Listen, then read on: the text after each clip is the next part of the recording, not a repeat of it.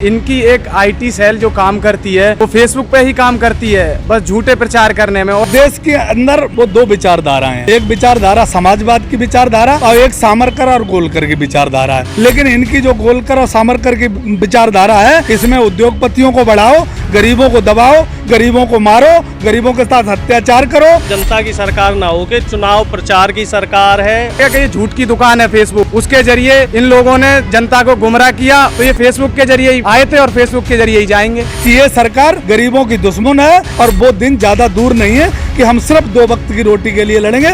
मोदी जी हमें उसी कगार पर ले जाके खड़ा कर रहे हैं कि सिर्फ हम पेट के बारे में सोचें, देश के बारे में भी ना सोचें। मोदी जी ने तो क्या ऐसा मोर बतख इन सब के सामने खड़े होकर अपना फोटो खिंचवा लिया, अपनी लोकप्रियता चमका ली। कहीं भी रोजगार की बात नहीं होती है, कहीं भी शिक्षा की बात नहीं हो रही है, कहीं भी चिकित्सा की बात नहीं हो रही है। लाइव टीवी, सच सबसे आगे।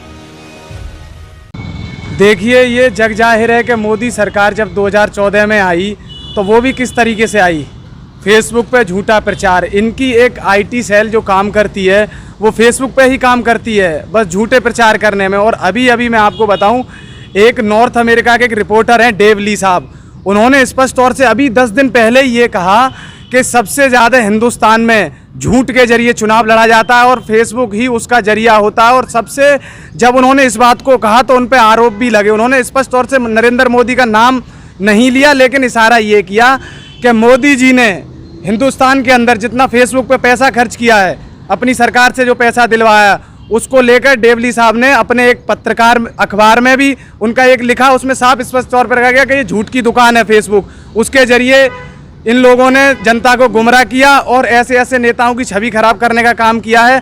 और उसी तर्ज पर अमेरिका के राष्ट्रपति जो दोबारा चुनाव हो रहा है, वो भी वही काम कर रहे हैं जो नरेंद्र मोदी जी ने यहाँ किया फेसबुक को लेकर। तो इनका ये अड्डा बना हुआ है, एडिटिंग, इनकी एक आईटी सेल है जो इन्हें हर एक चीज़ के लिए पैसा मिलता है और सरकार दे रही है उसको पैसा। तो ये फेसबुक के जरिए ही आए थे और फेसबुक के जरिए ही जाएंगे।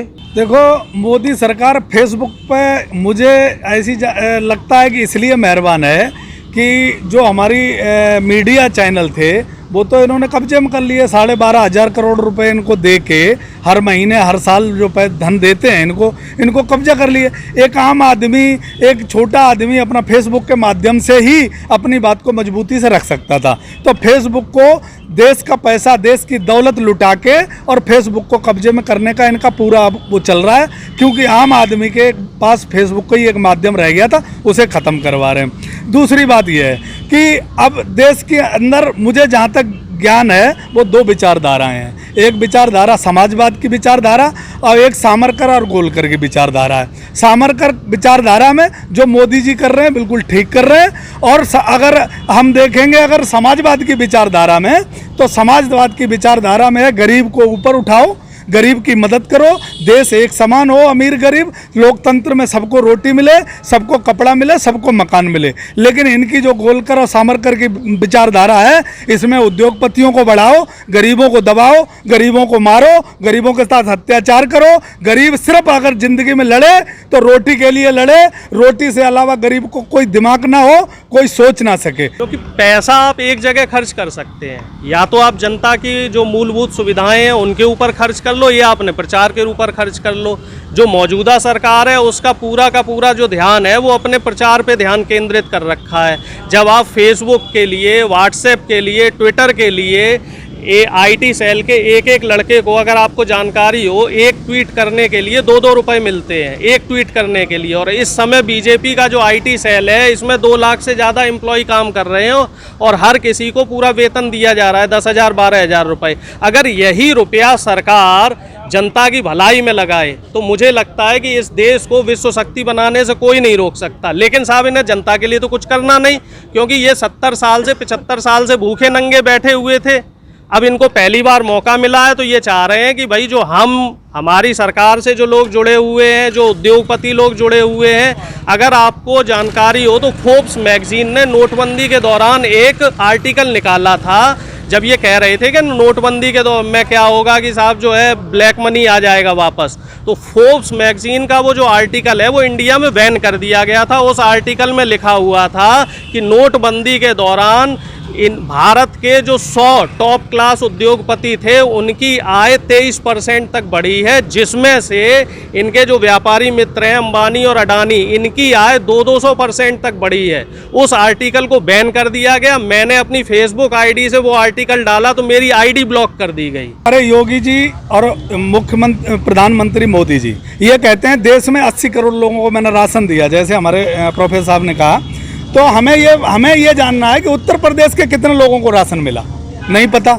योगी आदित्यनाथ जी को नहीं पता। दूसरी बात यह है कि हमारे प्रधानमंत्री जो है ना, एक्टर अच्छे हो सकते हैं, एक्टर फर्स्ट क्लास हो सकते हैं, लेकिन प्रधानमंत्री फर्स्ट क्लास नहीं हो सकते हैं। क्योंकि जिस देश में उन्होंने जब सत्ता संभाली थी और उन्होंने ये कहा था कि 15 लाख रुपए हर एक अकाउंट में देंगे, उन्होंने ये कहा था हर गरीब को छत देंगे, उन्होंने ये कहा था कि किसानों की आय डबल करेंगे, उन्होंने ये कहा था कि कोई भी गरीब नहीं रहेगा, सबको हम अपनी रोजगार देंगे, 2 करोड़। देश का पैसा जा कहाँ रहा है? सारा प्रचार में ही तो जा रहा है। देश का जो देश की दौलत जा रही है भाई, मैं यही तो पूछ रहा हूँ। जो 80 करोड़ लोगों को राशन देने की बात की, वो सब जाके उत्तर प्रदेश का राशन मध्य प्रदेश की मंडियों में बिक गया। 80 करोड़ लोगों को राशन कहाँ दे दिया इन्होंने? लेकिन प्रचार अगर देखोगे मीडिया पे और चैनलों पे तो पूरी तरीके से प्रचार चल रहा है। तो यही तो मैं कह रहा हूँ कि इनका जो प्रचार है, प्रचार में जो 12,500 करोड़ रुपए ये खर्च करते हैं चैनलों को देने के बाद, और आप फेसबुक को कब्जे में करने की बात कर रहे हैं, तो ये प्रचार के ही माध्यम से तो जनता को बेवकूफ़ बना रहे हैं। अरे अब हम बेवकूफ़ बनने वाले नहीं हैं मोदी जी, बहुत बेवकूफ़ बन के लिए। अब 2022 और 2024 अब सरकार बदलेगी। जनता को आपने देख लिया, अब जनता ने आपको देख लिया। किस पत्रकार ने ये हिम्मत की या किसी बड़े चैनल ने ये हिम्मत की हो कि कभी भी मोदी जी से ये पूछा हो कि साहब वो दिखा दो कितने परिवारों को राशन मिल गया, या आप ये कह गए कि हमने 20,000 करोड़ रुपए दे दिए, आप बताओ किसी का जवाब दिया हो? तो इनका कहने का मतलब ये है कि बिल्कुल साफ झूठ बोल के जाते हैं। जब भी आते हैं, जहाँ भी चुनाव होगा वहाँ झूठ बोल के चले जाते हैं, कोई पूछने ही वाला नहीं है। आप देखो किसानों की स्थिति, क्योंकि मैं एक गाँव से आता हूँ और मैं किसानों के लिए लगातार लड़ता रहता हूँ। तो अभी आप देखिए 226 रुपए की यूरिया 1,000 रुपए में ब्लैक हो रही है। खाद नहीं मिल रही, धानों में खाद लगाने के लिए, बाजरा में खाद लगाने के लिए।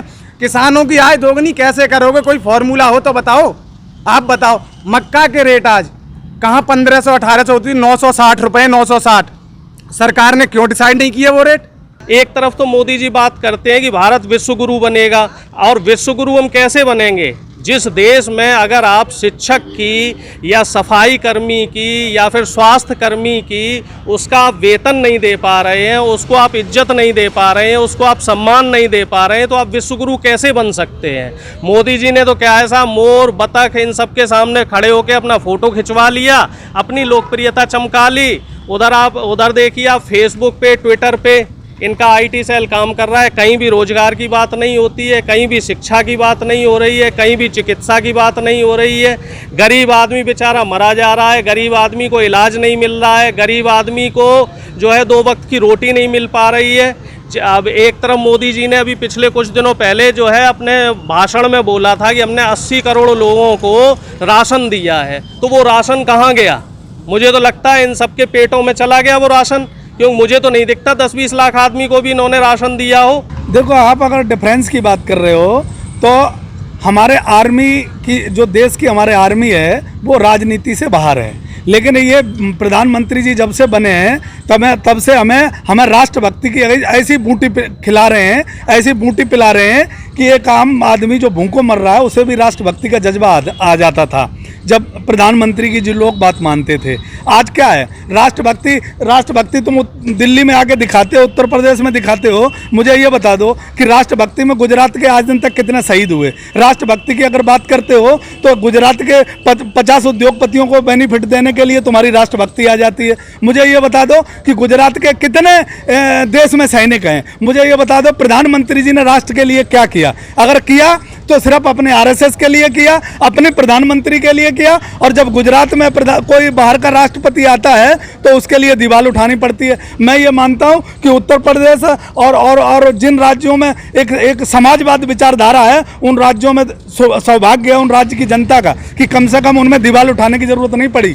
अगर हमें राष्ट्रभक्ति की अफीम चटा के मोदी जी हम लोगों को जो है नशे में चूर कर रहे हैं, और राष्ट्रभक्ति इनके अंदर नहीं है, राष्ट्रभक्ति हर नागरिक के अंदर है, और वो राष्ट्र के लिए मरने को तैयार है, राष्ट्र के लिए हर कुछ तैयार है। लेकिन ये झूठे राष्ट्रभक्त जितने भी हैं ये अफीम चटाने का काम करते हैं। मोदी जी, अगर आपको काम करना है तो जो आपने कहा था कि हम जनता के लिए करेंगे और हम देश में आखिरी पायदान पर खड़े हुए लोगों के लिए काम करेंगे। आपने 50 देश के उद्योगपतियों के लिए काम किया है। इनका सिर्फ एक मकसद है, और जब से हमारे मोदी जी देश के प्रधानमंत्री बने हैं, उद्योग जिस तरीके से बिक रहे हैं, रेलवे जिस तरीके से बिक रही है, और ऑर्डिनेंस कंपनियां जिस तरीके से बिक रही हैं, रेलवे जिस तरीके से बिक रही है, उससे सीधा लगता है कि ये सरकार गरीबों की दुश्मन है। और गरीबों को आने वाले टाइम, अगर देश के लोग और देश नहीं सुधरा, देश की जनता नहीं सुधरी, तो आने वाला टाइम ये होगा कि हम पढ़ाई के लिए नहीं मरेंगे,